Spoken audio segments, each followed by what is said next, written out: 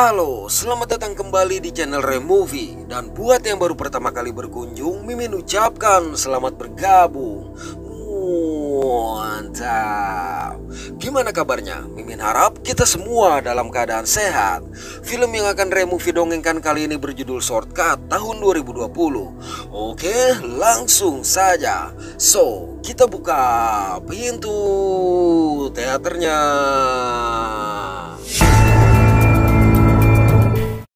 Suatu hari, seorang anak laki-laki berjaket kuning yang tampak kelelahan berlari menyusuri hutan sebelum akhirnya dia jatuh berlutut dengan ekspresi kesal, sedih, dan putus asa. Beralih pada suatu tempat di Inggris, terlihat sebuah bus melintasi jalan yang dikelilingi pepohonan. Bus ini disopiri oleh seorang pria bernama Joseph. Di dalam bus juga ada 5 orang remaja yang sedang melakukan perjalanan untuk kunjungan lapangan. Kelima remaja ini bernama Nolan, Bess, Carl, Queenie, dan Reggie. Di perjalanan terdengar berita yang mengabarkan kalau malam itu akan terjadi gerhana bulan total terpanjang yang hanya akan terulang setiap 20 tahun sekali. Untuk mengisi waktu, Joseph memberikan sebuah teka-teki kepada mereka supaya dipecahkan. Isi teka-teki ini yaitu namaku terdiri dari 7 huruf. Menjadi orang tangguh adalah permainanku. Tak ada monster, badai, atau naga yang bisa menghentikan aku meski aku tanpa senjata. Sekarang dengarkan baik-baik kata-kataku. Kebajikan dan kemuliaan tidak ada artinya tanpa rasa takut, bahkan bagi raja segala raja. Dia dengan surai emas, dia yang berterima kasih padaku bisa hidup, meraung, dan berkuasa. Jadi siapakah aku? Sayang, tidak ada satupun yang dapat menjawab hingga mereka memasuki jalan yang dikelilingi hutan rindang. Belum jauh menyusuri jalan itu, mereka melihat sebuah pohon tumbang yang menghalangi jalan. Dikarenakan jika harus berbalik arah akan membutuhkan waktu yang lebih lama, maka Joseph memutuskan untuk membawa mereka melalui jalan pintas. Yang tidak mereka ketahui, ada sesosok tubuh tergeletak di pinggir hutan itu. Selang beberapa waktu mereka memasuki jalanan yang berkabut. Cukup jauh menyusuri jalan, mereka melihat sesosok rusa yang tergeletak di tengah jalan. Oleh sebab itu, Joseph meminta mereka menunggu di dalam bus sedangkan dia keluar untuk memindahkan tubuh rusa tersebut. Baru saja dia selesai meletakkan tubuh sang rusa di dalam hutan, tiba-tiba terdengar suara klik senjata. Ketika kembali ke bus, para remaja sontak tersentak melihat Joseph yang berada di bawah todongan senjata seorang pria bernama Pedro. Pedro lantas memerintahkan para remaja duduk dan memaksa Joseph melanjutkan perjalanan. Melihat wajah Pedro, Carl teringat ketika sang ayah yang merupakan seorang detektif menunjukkan foto seorang penjahat yang melarikan diri dari penjara dan belum berhasil mereka tangkap. Untuk menakuti Carl yang sering keluar malam, ayah dia berkata Pedro adalah penjahat yang gemar memakan lidah remaja. Di tengah perjalanan, Pedro memerintahkan mereka semua membuang ponsel keluar dari bus agar tidak ada yang dapat meminta bantuan. Awalnya Reggie yang lebih berani dibandingkan remaja lain menolak perintah itu, tapi mental dia belum cukup kuat untuk melawan todongan seorang buronan.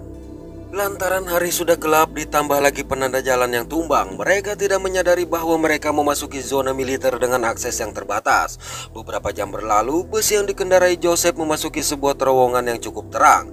Sayang, di tengah terowongan tanpa sebab bus tersebut mogok. Untuk itu Pedro memaksa Joseph keluar memperbaiki dengan menyandra Queenie. Saat mencoba memperbaiki, tiba-tiba lampu terowongan padam sehingga semua menjadi gelap kecuali lampu depan bus yang menerangi. Lalu di ujung sorot lampu bus mereka melihat sesuatu berwarna hitam. Sekali lagi Pedro memaksa Joseph memeriksa, sedangkan dia membawa Queenie kembali ke dalam bus. Dengan khawatir mereka memperhatikan Joseph dari dalam bus. Begitu Joseph cukup dekat, secara perlahan sosok hitam itu bangkit dan langsung menyerang dia, sehingga membuat mereka semua menjadi panik. Melihat itu, Pedro memerintahkan mereka semua duduk. Tapi saat dia akan mencoba menyalakan bus, ternyata kunci tidak ada. Mengetahui kunci bus dibawa oleh Joseph, maka Pedro memaksa Carl untuk pergi mengambilnya. Namun Nolan menawarkan diri. Belum sempat Nolan melakukan hal itu, rupanya Bess terlebih dahulu keluar. Sampai di sana, Bess begitu tersentak melihat kondisi tubuh Joseph yang cukup mengenaskan. Namun Bess tetap memberanikan diri untuk mengambil kunci dari saku Joseph. Bersamaan dengan itu, terdengar suara dari kegelapan lorong. Saat senter diarahkan, Bess sempat melihat sesosok makhluk mengerikan yang mengintip, tapi langsung bersembunyi menghindari cahaya senter. Oleh karenanya, dengan panik dia bergegas kembali ke dalam bus. Setelah kunci diserahkan, Pedro langsung memaksa Reggie untuk mencoba menyalakan bus. Sementara itu, Bess menceritakan kepada yang lain kondisi tubuh Joseph yang seperti digigit oleh hewan. Akibat Reggie tidak berhasil menyalakan bus itu, maka Pedro mengancam akan menghabisi rekan-rekan dia. Mendengarnya, Reggie yang sedari tadi sudah menahan emosi akhirnya melawan. Melihat keberanian Reggie ini, dengan cepat Nolan maju, sehingga mereka berhasil merebut senjata Pedro. Malang, tiba-tiba suara benturan mengalihkan perhatian mereka sehingga Pedro kembali berhasil merebut senjata. Hanya saja Pedro memutuskan keluar untuk menantang dan mencoba menghabisi makhluk itu. Sejurus kemudian dari dalam bus mereka mendengar suara tembakan, di mana secara mengejutkan makhluk mengerikan dengan gigi-gigi tajam dan rambut panjang ini menampakkan diri di samping bus sembari menenteng batok Pedro yang sudah dia habisi. Merasa panik, Reggie berinisiatif menekan klakson bus dengan harapan ada orang yang mendengar. Malang tindakan itu sia-sia. Akibat frustasi, Reggie mulai berhalusinasi melihat dirinya serta rekan lain sudah berlumuran darah dan diserang oleh makhluk tadi. Beruntung Nolan segera menyadarkan dia. Selang beberapa saat, suara sang makhluk kembali terdengar. Dan tidak lama setelah itu, makhluk tersebut pun berhasil membuka pintu, lalu memasuki bus serta mulai mendekati mereka. Naas pintu keluar lain juga macet. Dalam kondisi panik ini, tidak sengaja Bess menyenter sang makhluk yang ternyata takut terhadap cahaya. Menyadari hal ini, maka Nolan maju dengan senter itu, sehingga memberi mereka waktu untuk berusaha membuka pintu. Begitu pintu berhasil dibuka, mereka pun bergegas kabur hingga memasuki sebuah lorong yang mengarah ke bawah tanah. Tidak memiliki pilihan lain, terpaksa mereka harus menyusuri lorong bawah tanah yang justru lebih gelap dan mencekam ini. Cukup lama menyusuri lorong, akhirnya mereka menemukan sebuah ruangan dan memutuskan untuk berlindung di sana. Di dalam ruangan mereka menemukan denah bangunan itu. Mengingat sang makhluk yang takut terhadap cahaya, maka Bess memiliki ide untuk menemukan ruang kontrol guna menyalakan generator. Setelah berdiskusi, Bess mengajak Nolan pergi mencari ruang kontrol serta meminta Reggie menjaga Carl dan Queenie. Sepeninggalan mereka, tiba-tiba Queenie ingin buang air kecil. Mendengar itu, Carl langsung menunjuk Reggie agar menemani Queenie. Pada waktu yang sama, Nolan dan Bess menemukan sebuah alat yang dipenuhi oleh lampu sorot. Hal ini menyadarkan Nolan bahwa sudah ada seseorang yang terlebih dahulu mencoba menghabisi makhluk terkutuk tadi. Namun tidak jauh dari situ, mereka melihat kerangka seseorang sehingga berasumsi orang tersebut sudah gagal. Sementara itu, Queenie yang merasa malu jika Reggie tetap berdiri di sisinya saat buang air kecil meminta Reggie sedikit menjauh. Dikarenakan tidak mendengar suara apa-apa, akhirnya Reggie menengok. Malang seketika itu juga dia sadar Queenie sudah tidak ada. Akibat hal ini, Reggie segera memberitahu Carl. Di tempat lain, Nolan dan Bess akhirnya menemukan ruang generator yang berada tidak jauh dari lampu sorot tadi. Reggie dan Carl yang berusaha mencari Queenie juga mendapati sang makhluk tengah menggigit Queenie. Melihatnya, sontak dengan menggunakan obor, Reggie berusaha mengusir makhluk itu dan memerintah Carl membawa Queenie pergi.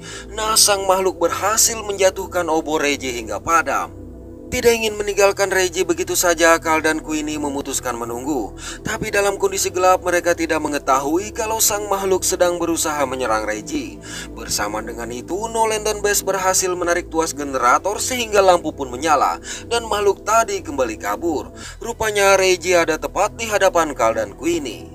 Di ruang generator, Nolan dan Bess menemukan sejumlah gambar dan jurnal rencana yang menunjukkan bahwa seseorang benar-benar terobsesi untuk menghabisi makhluk tersebut. Di dalam jurnal yang belum selesai ini, mereka juga menemukan foto dua orang anak, laki-laki dan perempuan. My beginning. 9th of February 2000. Dari situ mereka berdua memutuskan kembali pada yang lain agar bisa mencari jalan keluar bersama.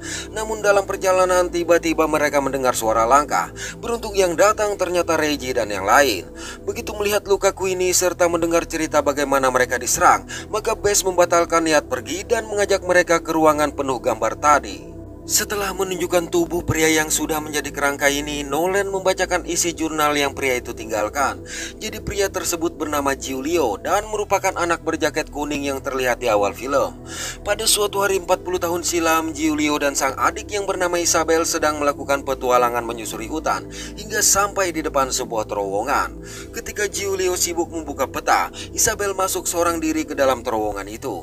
Dia baru menyadari makhluk itu menyerang Isabel setelah mendengar jeritan sang adik. Lantaran takut melihat rupa makhluk tersebut, akhirnya Giulio memutuskan kabur. Berpuluh-puluh tahun kemudian, Giulio memutuskan kembali ke dalam terowongan untuk membalas dendam. Di dalam terowongan ini, dia melakukan riset serta merancang alat untuk menghadapi sang makhluk. Menurut Giulio, makhluk tersebut akan menghisap darah manusia sampai habis seperti parasit. Sayang, baru saja Giulio mencoba radio untuk memancing makhluk itu, rupanya sang makhluk sudah terlebih dahulu menemukan dan menyerang dia. Setelah membaca jurnal, mereka pun memutuskan untuk menyelesaikan pekerjaan yang telah dimulai oleh Giulio. Dari situ mereka mulai menyusun rencana dan mencoba menyalakan lampu sorot yang dibuat oleh Giulio. Begitu persiapan selesai, mereka mematikan generator dan mengatur posisi masing-masing. Tidak berselang lama, makhluk terkutuk ini pun muncul mendatangi suara radio yang mereka nyalakan. Melihatnya, Bes bergegas menarik tuas, malang tenaga Bes tidak cukup kuat.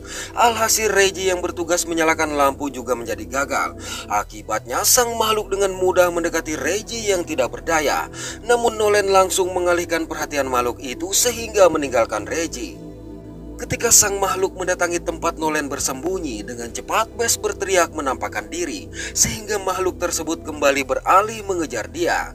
Saat hampir saja makhluk ini menemukan Bes dan Queenie, bersamaan dengan itu pula Nolan menarik tuas generator yang menyalakan lampu tepat ke wajah sang makhluk. Kesempatan ini digunakan Carl untuk menahan dia serta memerintahkan Bes dan Queenie kabur. Tatkala Bes dan Queenie berhasil mencapai pintu keluar, di mana hari sudah pagi, ternyata sang makhluk mengikuti mereka dan berhenti di batas cahaya matahari. Dari dalam kegelapan terlihat pula Nolan, Carl, dan Reggie yang berlari sembari membawa obor, sehingga makhluk ini berada dalam posisi terjepit. Begitu mendekat, mereka langsung menghanguskan makhluk tersebut dan menunggu sampai dia tidak bergerak lagi. Beberapa waktu berlalu, mereka berkumpul dan tampak lebih dekat dari sebelumnya, kendati tidak ada yang mempercayai kisah mereka. Mereka juga berhasil memecahkan jawaban dari teka-teki Joseph yang berarti courage atau keberanian. Ayah Carl yang mendengar kalau Pedro juga ada di lokasi kejadian mencoba mendatangi tempat itu bersama sejumlah polisi. Dia masuk seorang diri dengan menggunakan senter, di mana terdengarlah suara sang makhluk yang kemudian muncul tepat di hadapannya. Oke, terima kasih sudah menonton sampai pada akhir konten ini. Mohon maaf atas ketidaksempurnaan dari kami. Semoga terhibur dan sehat selalu. Mantap.